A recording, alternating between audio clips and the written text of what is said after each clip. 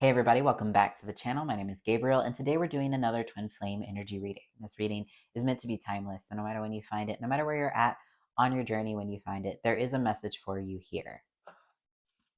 Today we're going to be pulling from Whispers of Lord Ganesha by Angela Hartfield. And this deck really called out to me, so I'm expecting there to be a very juicy reading ahead.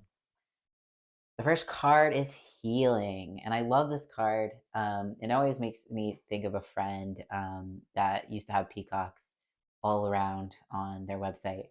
But um, yeah, this is definitely a card of obviously healing, but that is the primary purpose of your twin flame journey, is to heal. And anything that your twin flame is showing you right now that is upsetting you, any situation that you're in, this is a card that reminds you that that healing is primary, and you must do the healing in order to see the changes that you desire. You can't just call up your twin flame and convince them. You can't send them the right text at 11:11. You do have to do the inner healing work. And anything that they're showing you, however uncomfortable, is where you have to go in order to move through and transcend the block that you're going through. You can't just, wait until you've forgotten about it or heal around it. You have to go to the place that they're specifically pointing you. And sometimes it can be hard to see. I know in my own reality, in my own um, healing, there are a lot of things that my twin flame has been showing me that at first I was like, I don't see that in myself. I don't see how that is happening. And it made me question, are we twin flames after all? Is this a false twin flame? And I'm just trying to transcend this experience.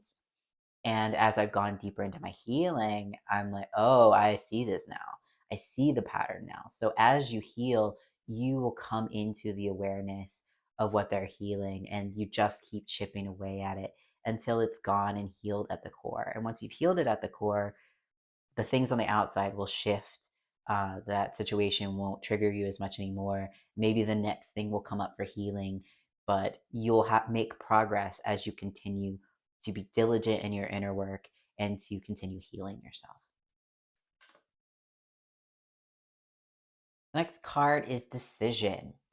And this is a reminder that you are the one who creates in your reality. Your decisions are powerful. You can't use your decisions to control your twin flame, but you can use your decisions to set the course of your life. So if you choose to be in union, your twin flame is choosing that as well. The twin flames make the same core choice, and the choice that is the most in alignment with love is the one that is going to win at the end of the day, because love is the only power there is. Ego and separation really have no power. And while you may continue to experience separation, like we just said, you have to move through the feelings. Even if you're making a choice, you continue to make that choice as you encounter the blocks, as you encounter the challenges, and that will see you through your healing. As you continue to choose love, you continue to choose to believe that love exists, believe in twin flame love, even despite the outside. You just continue to go in and love yourself in that space. And that decision will drive you forward. That choice will propel you and manifest your reality.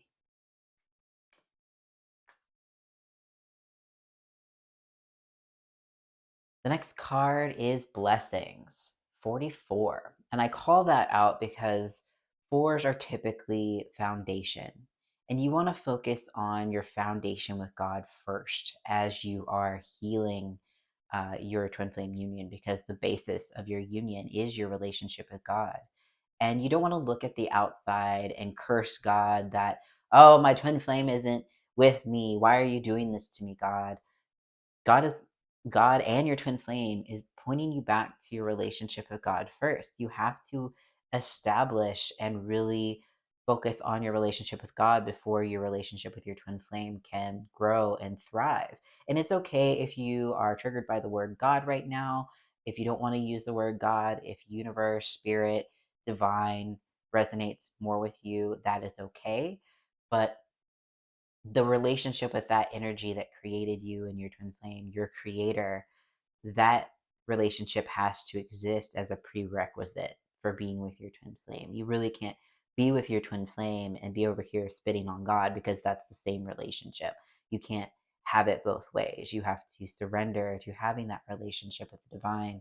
And even deeper, this card is pointing to having gratitude for your relationship with God and the things that you've received, and learning to see that the challenges themselves are a blessing. They're not there to demoralize you. They're not there to keep you from being with love. They're there to help you love yourself deeper and have a deeper relationship with God and love, and to lean on God and give God your challenges. Again, I've said this in other readings, but your responsibility is to choose love, feel your feelings, and love yourself. God does literally everything else. And so when you move from that frame of mind, that frame of reference of gratitude for where you're at, compassion for where you're at, and seeing your challenges as a stepping stone, as a blessing, you'll move forward much more quickly than if you're sitting in resentment that you have the challenge in the first place. The next card is steadfastness. And this is a reminder that you need grit on the twin flame journey. You need to continually commit to those decisions we were just talking about. You continually commit to your love, to your healing, and that persistence is key in your harmonious twin flame union. You have to be persistent in choosing love, to even have your twin flame, to even be in your relationship with God. Because if you're going to give up at the slightest little challenge, then you're not ready. You're not really in a mindset to manifest your twin flame if you're going to give up. Because what you're really doing when you give up on your twin flame, when you give up on love, is you're giving up on yourself. And if you're in that space, it's okay to acknowledge that that's where you're at. It's okay to acknowledge that you feel that way. But it's a reminder to make a new choice and to choose persistence, choose to continually choose love and move forward.